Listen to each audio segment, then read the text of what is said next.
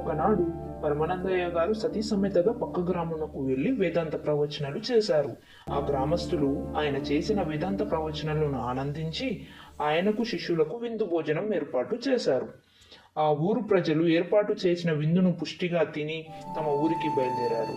గ్రామస్తులు పరమానందయ్య గారి తిరుగు ప్రయాణానికి ఎద్దుల బండిని సమకూర్చారు. అప్పుడు పరమానందయ్య గారు వారి సతీమణి ఎక్కగా శిష్యులు దాని వెనుక నడవసాగారు.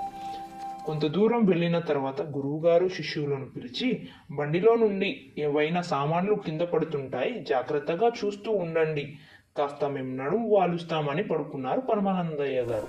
గతుకుల బాటలో ప్రయాణిస్తున్న బండి కుదుపులకు నెమ్మదిగా జరిగి మరిచెంపు కింద పడింది. శిష్యులు చూశారే కానీ ఒక్కరైనా తీయలేదు. గురువుగారు జాగ్రత్తగా చూడమని చెప్పారు కానీ పడినవి తీయమని చెప్పలేదు కదా అని ఊరుకున్నారు. బండి చాలా దూరం వెళ్ళిన తర్వాత పరమానందయ్య గారికి మెలకువ వచ్చింది. దాహం తీర్చుకోవడానికి మరిచెంబు కోసం చూశారు. అది ఎక్కడా కనబడలేదు. శిష్యులను అడిగారు. అప్పుడు శిష్యులు జరిగింది చెప్పారు. మా కర్మ కొద్దీ దొరికారా మీరు, ఎన్నింటికని ఓర్చుకోవాలి, ఇక మీ ముఖం మాకు చూపించకండి అని కసురుకుంది గురుపత్ని. శిష్యులు గురువుగారితో, మా వల్ల తప్పైపోయింది, ఇక నుండి జాగ్రత్తగా ఉంటామని ప్రతిమాలుకున్నారు. పరమానందయ్య గారు వారిని చూసి జాలిపడి బండి నుండి ఏదైనా కింద పడితే తీసి బండిలో వేయండి అని చెప్పి ప్రయాణం చేస్తున్నారు. కొంత దూరం వెళ్ళేసరికి చీకటి పడింది. గురువుగారు గురుపత్ని నిద్రపోతున్నారు. ఆ సమయంలో ఎద్దు 2 సార్లు పేడ వేసింది. శిష్యులు దాన్ని జాగ్రత్తగా తీసి బండిలో వేశారు.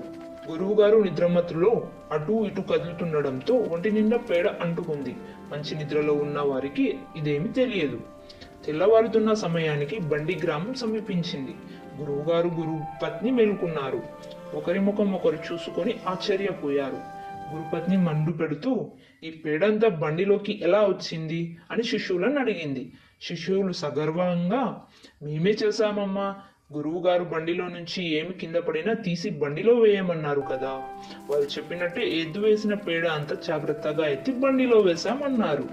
శిష్యుల మాటలు విన్న పరమానందయ్య గారికి సతీమణికి నవ్వాలో ఏడవాలో వారినేమనాలో తెలియలేదు. తమ కర్మగాలి ఇటువంటి శిష్యులు దొరికారని బాధపడుతూ బండి దిగి దగ్గరలో ఉన్న చెరువు దగ్గరకు పోయి శరీరం బట్టలు శుభ్రం చేసుకున్నారు. శిష్యులను కూడా స్నానం చేయమని ఆజ్ఞాపించారు. బండివాణిని పిలిచి బ్రతిమిలాడి బండి శుభ్రం చేయించారు. తిరిగి బండెక్కి గ్రామానికి వెళ్లారు.